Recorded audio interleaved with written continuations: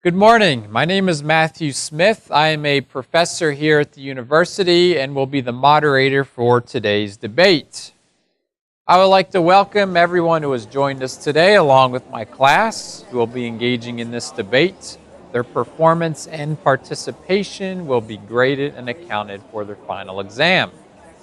So let us jump right into the topic of our discussion.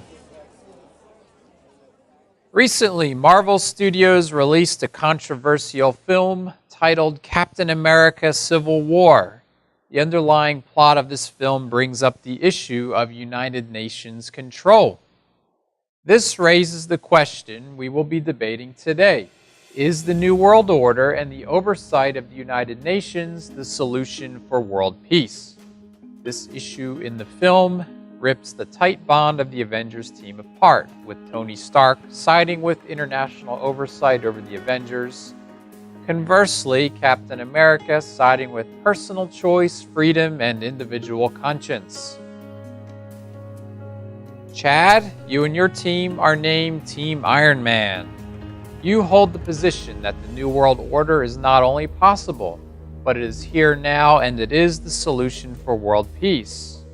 You and your team will be bringing to our attention Agenda 2030 and how it will help bring the peace the world is craving. James, you and your team are named Team Captain America. You hold the position that the New World Order is real, but from a biblical perspective, and that is not the answer for lasting world peace. And furthermore, those who embrace its ideals will inevitably come under control of the Antichrist.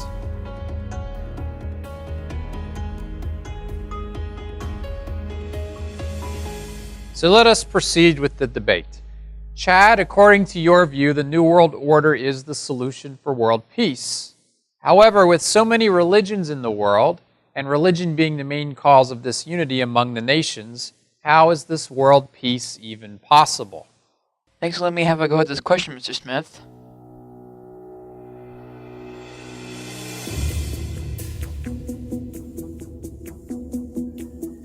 Yes, religion is the ugly culprit behind the majority of wars in the world. Even if it seems that money and politics is playing the major role, religion is always looming in the background. The answer is quite simple. People need to tolerate and respect each other's beliefs so we can all get along. Christians need to stop demanding that everyone believe the way that they do. Muslims need to stop murdering people who don't worship as they do.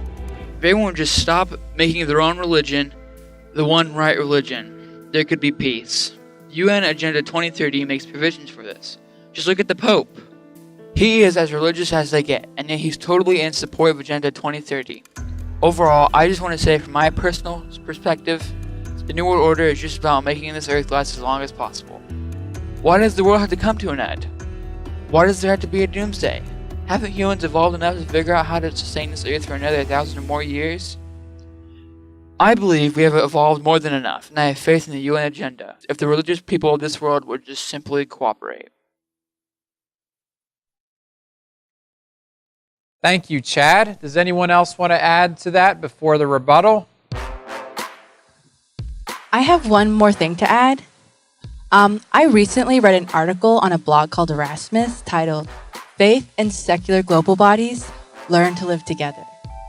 I totally agree with Chad. When everyone stops competing with one another religiously and judging one another, we can have world peace and harmony on the earth. It may not be utopia, but UN Agenda 2030 is trying to get us to a better place than we are right now.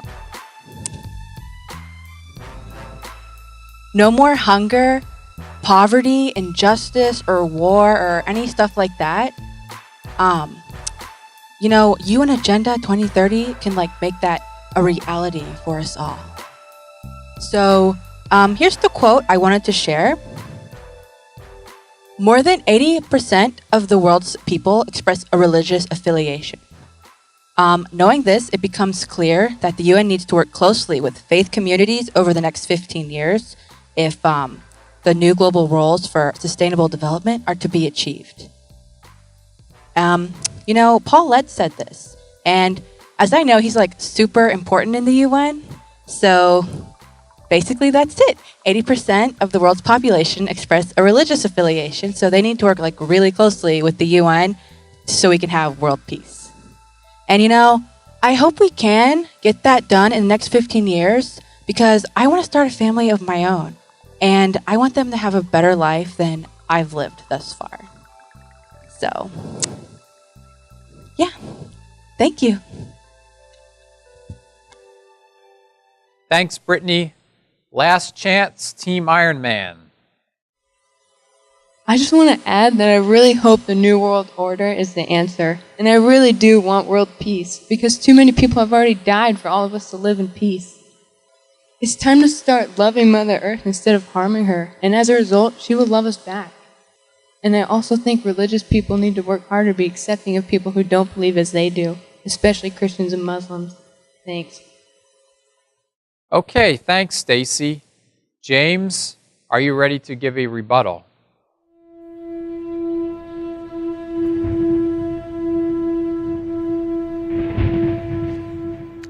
So what I'm understanding is that people really want world peace. First, I want to address the questions you asked, Chad. You asked, why does the world have to come to an end? And that is a really good question. The Bible says that the order of this world must come to an end because it is corrupted by sin. Let's start in the book of Genesis. The Bible says that God, I call him Yahweh, created this world and everything was good. Very good. There was no sin, no sickness, and no death. There was peace. His perfect peace. The first man and his woman lived in perfect peace and in perfect fellowship with Elohim, their God. And we also know that the Bible says that sin only came into the world because the man and woman disobeyed Yahweh's commandment. All of mankind would suffer because of their decision to rebel. But that's not all. The man and woman were created to rule this earth in peace, only under the divine headship of Elohim. But when they sinned, they gave Satan, the devil, dominion over this world. So since Satan has had a level of control for a long time, and there is now sin, death, and all the other evils, how can this order of life continue forever? Who in their right mind would want the order of the world to continue as it is right now? So the answer to your first question is, this world cannot continue the way it has because of sin. Sin and the God of this world must be dealt with, judged, and destroyed once and for all. That's why there must be a doomsday for all who continue to live in rebellion to Yahweh. However, Revelation 21, verse 3 and 4 is my hope.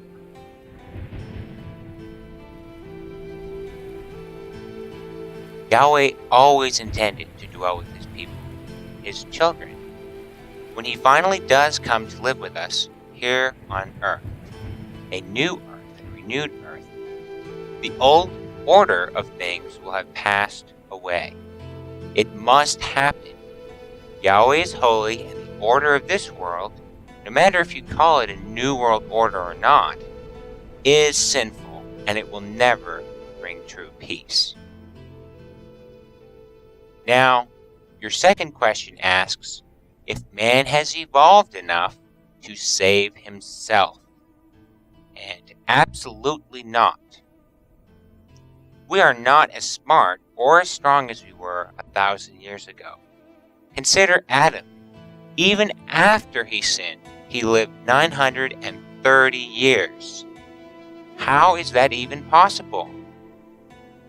Now after the flood, Yahweh decreed that man's lifespan would be 120 years. Yet even Abraham lived to be 175. My point is this: people are not evolving, Rather, we seem to be devolving. People cannot sustain this world indefinitely. If that is certainly true, then how can anyone afford to be a humanist? Humans cannot save themselves. We need to look to our Creator, and we need to trust and obey Him in everything. That's the bottom line. And that's the way to have peace in your heart and in your mind.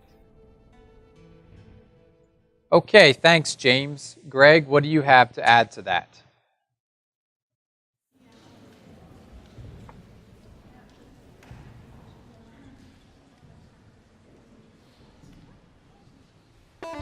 Well, it's not so easy to follow up on James, but I do want to add this point. The Bible predicts the New World Order will arise in the very last days. I believe that, but I also believe that Yahweh, God, is going to save His people from that New World Order. He's already helping the ones who look to Him and trust Him to be prepared so that they won't be a part of the New World Order. For instance, there are many people who are gathering together to create communities with same-minded believers and living self-sufficiently. This world system definitely belongs to Satan, and the powerful and wealthy elite belong to him too. They are the leaders of this New World Order. Now, I've also done some research about the second Exodus.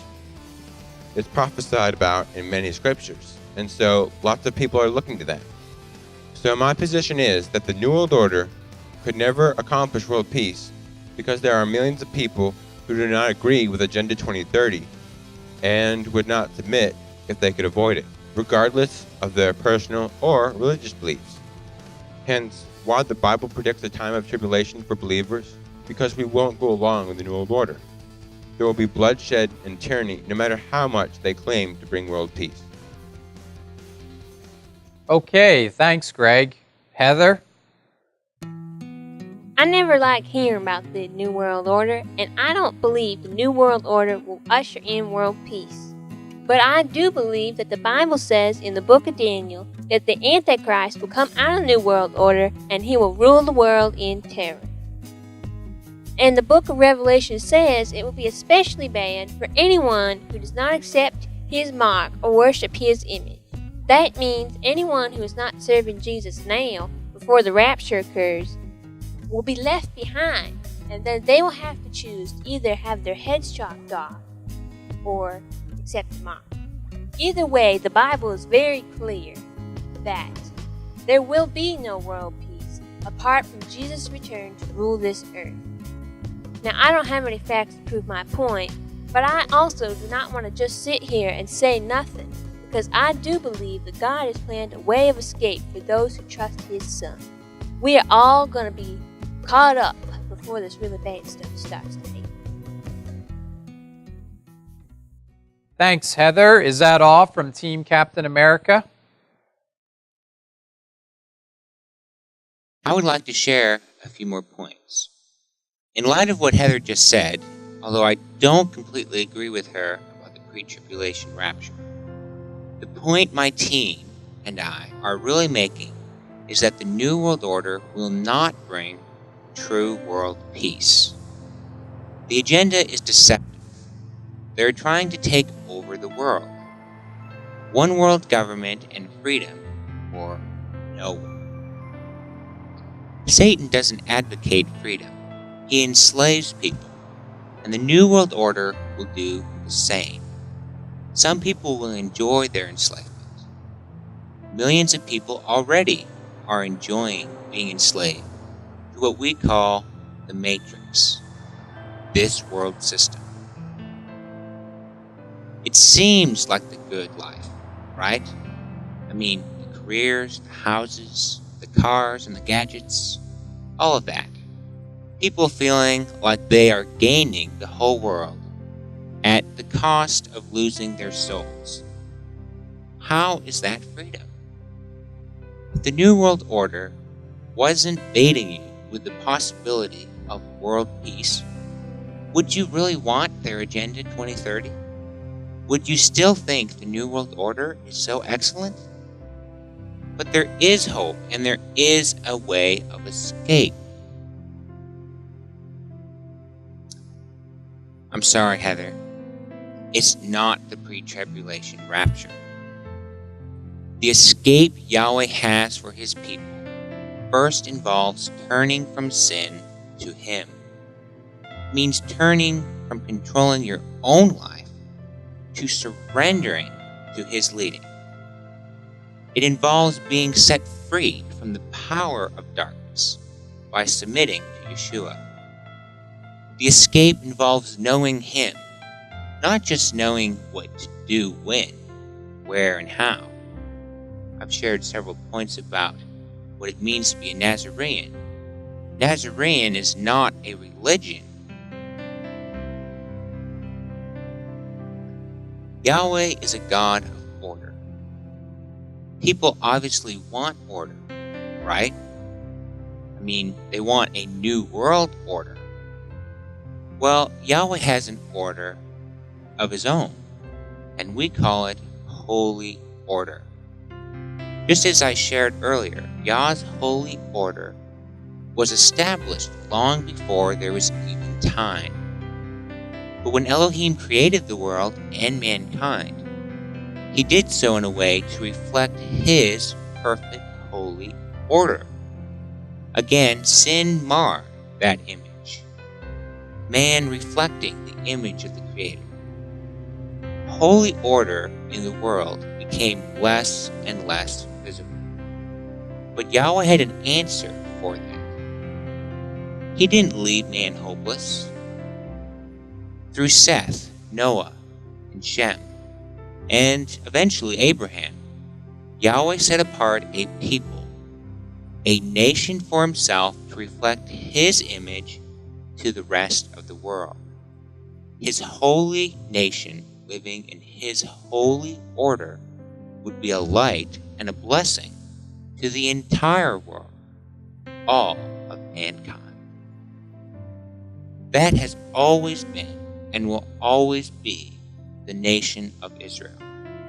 But Yahweh isn't merely using the secular nation and the secular government of the country of Israel. He has been raising up his people, those who trust and faithfully obey him no matter what their bloodline is. His faithful remnant who have put their trust in his Son, whether they are Jews or Gentiles.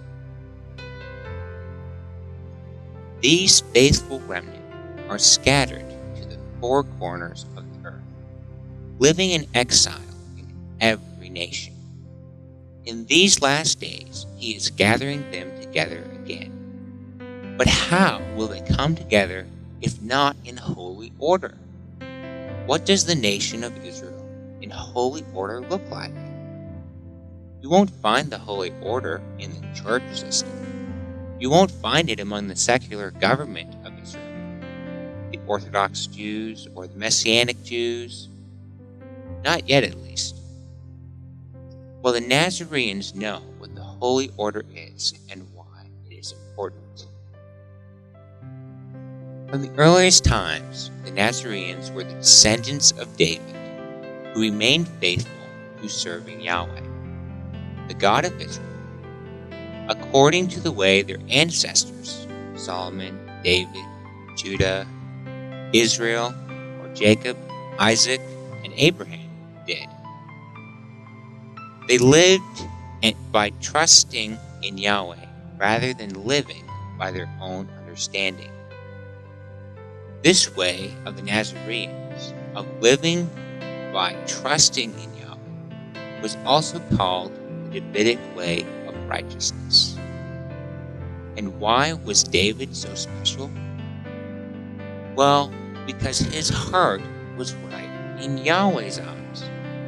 As a result, Yahweh made an everlasting covenant with David's house, his descendants, that in every generation, the true remnant of Israel would be shepherded by the sons of David. Every generation for all time. Eventually, Yeshua will return to this earth, and he personally will reign forever over Israel and the whole world. Right now, though, he reigns over his people in holy order from heaven. Until he returns in person, doesn't he require a king's regent? Back in the 1st century, when Yeshua ascended, James, his brother, also a Nazarene, was appointed as that regent. He governed the faithful remnant nation of Israel, who would eventually be called Messianic believers, as a representative of Yeshua, yet completely under Yeshua's authority. And after James' death, the early believers knew of and continued to live in this holy order. They did not dispute the house of David. The Davidic Nazarenes had the place of leadership among them. And the believers flourished and thrived under that leadership. But over time, the Davidic leadership of the believers came under extreme persecution, and Satan would have wiped them all off the face of the earth if he could have. But the enemy did not prevail. Yahweh kept the faithful house of David hidden. They were dispersed throughout many nations. As a result, many of them are not even aware of their true identity till now. Now, at this critical point in history, it is vital for the Davidic Nazarenes to arise and lead Yahweh's people in the way of righteousness. He is raising up the fallen tent of David, just as he promised he would. The Davidic Nazarenes led the faithful believers during the time of destruction of Jerusalem in 70 AD. They led the people to safety. Yahweh has always wanted his people to have godly leadership that represented him. Why would Yahweh do something different in these last days? He just wouldn't. He's revealing to his faithful ones who they are. He is doing an awesome work to restore the tent of David to the Nazarenes, so that Yahweh's faithful remnant can be led home in the second Exodus. And when we are all home, the Nazarenes will continue to lead the way, along with the rest of the tribe of Judah, just as Yahweh has set forth in his plans for the holy order of the 12 tribes of the nation of true Israel. This is the order that people need to look to and to submit to. There is a way of escape. There is an alternative to the world system and the new world order. That was very thorough and insightful, James. Be sure to leave me a copy of the scripture references you have used. Well, Team Iron Man, what do you have to say for a rebuttal? I have nothing to say. That was very amazing. I just don't have anything to add to what I've already said. What about you guys? Well, rest our case, I guess. Well then, this concludes our debate. I hope you've all learned something from one another. If you leave your opponent speechless, you win the debate. So, congratulations, Team Captain America and James. As I explained earlier today, this debate was accounted for your final exam. Grades will be available soon. It's been great getting to know each of you and hearing some of your interesting worldviews. I can only hope that my class will have a positive, lasting impact on your lives. And with that being said, you're all dismissed. Have a great summer. Be safe. Keep learning. Keep seeking the truth. Shalom. United Nations Agenda 2030 has put the world on the road toward a global government. This has been foretold in detail in prophecy in the book of Daniel. What will this mean for your life? Watch our free prophecy seminar, Beasts of Daniel Surfacing, online at zion.net.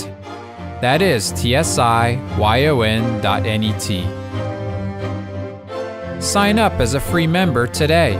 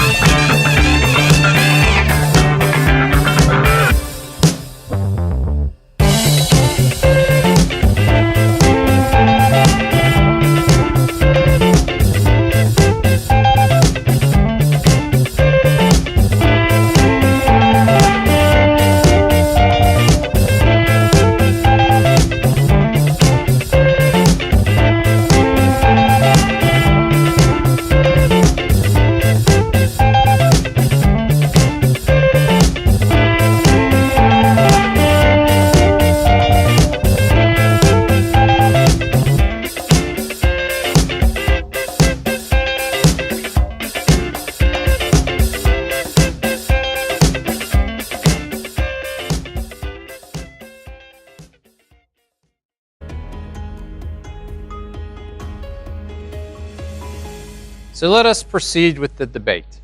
Chad, according to your view, the New World Order is the solution for world peace. However, with so many religions in the world, and religion being the main cause of disunity among the nations, how is this world peace even possible? Thanks for letting me have a go at this question, Mr. Smith.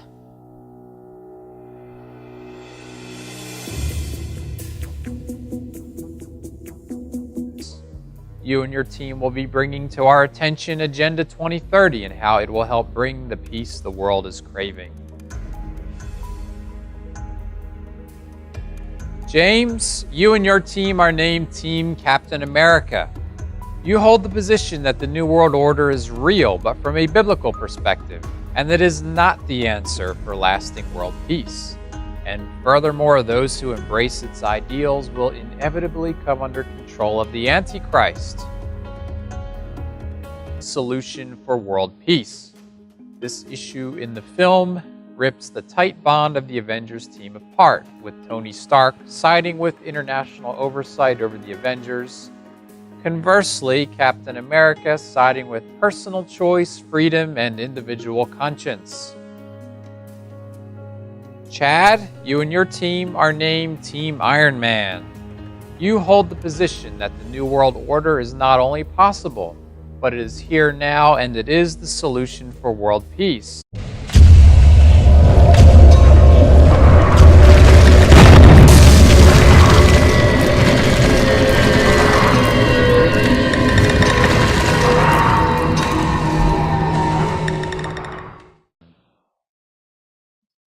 Good morning. My name is Matthew Smith. I am a professor here at the university and will be the moderator for today's debate. I would like to welcome everyone who has joined us today along with my class who will be engaging in this debate.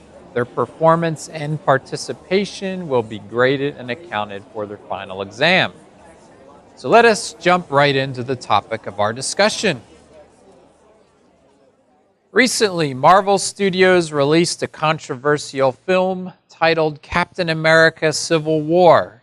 The underlying plot of this film brings up the issue of United Nations control. This raises the question we will be debating today. Is the New World Order and the oversight of the United Nations the